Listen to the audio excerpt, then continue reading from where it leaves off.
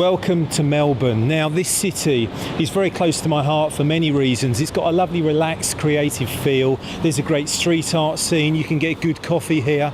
But weirdly, Melbourne and indeed Australia as a whole is not the best place to be, at least constitutionally speaking, if you're gay or lesbian. You see, gay and lesbian equality is not recognised in the law here in Australia, and in that sense it trails behind South Africa, where we've just come from, or indeed Britain and much of Europe. But there's a campaign going on which is seeking to change all that, the Equal Love campaign. So I'm off to Trades Hall to speak to one of the leading activists in that campaign, Ali Hogg. What we're fighting for in Australia is full marriage equality, which means that we're equal in the eyes of the law. So we have the same rights as our heterosexual brothers and sisters. Do you think that the fact that that gay and lesbian people aren't equal in the eyes of the law at the moment, does that reflect a broader homophobia in society?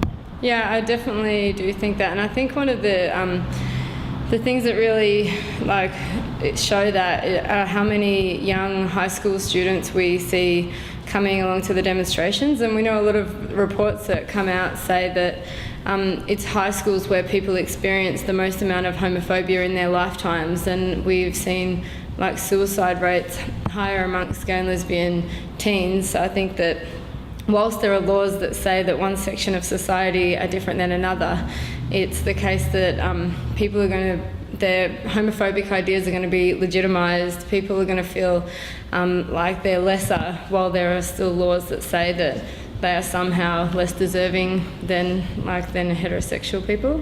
So tell me about the campaign. It's the Equal Love campaign. Yeah. What's next for the campaign? Well, the next in the campaign that we're doing here in Melbourne, we're having a rally on March the 26th, and over the past couple of years we've really ramped up the amount of pressure that we're putting on the government. A lot of MPs have changed their position.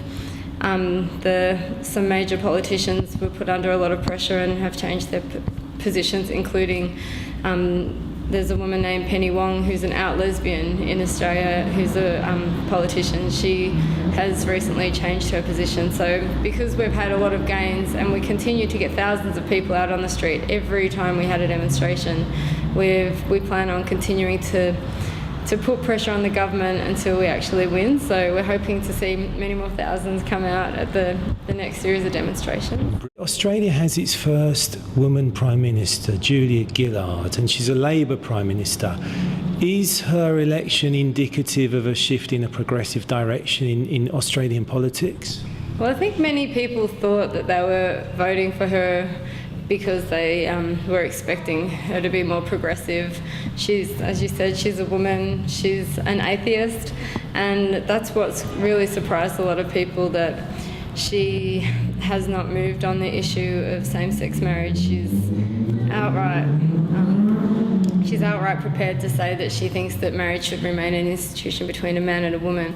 So I think that whilst people might have voted for her on that basis, I don't necessarily think that that reflects her politics, her being a woman or an atheist.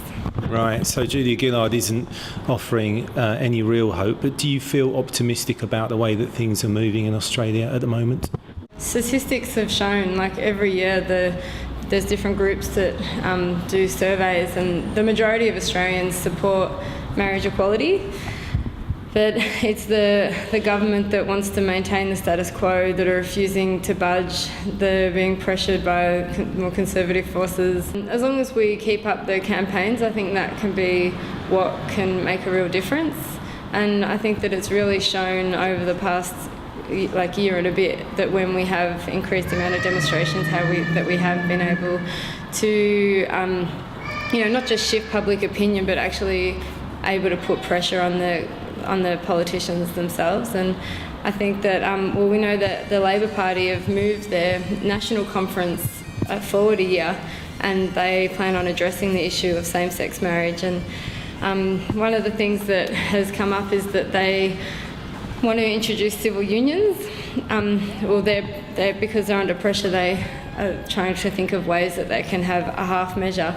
But so that's something that we're really aware of, to say that, you know, civil unions isn't full equality, and we're going to continue the demand for full marriage equality, because it still would mean that you're not equal in the eyes of the law if they provide civil unions for same-sex couples.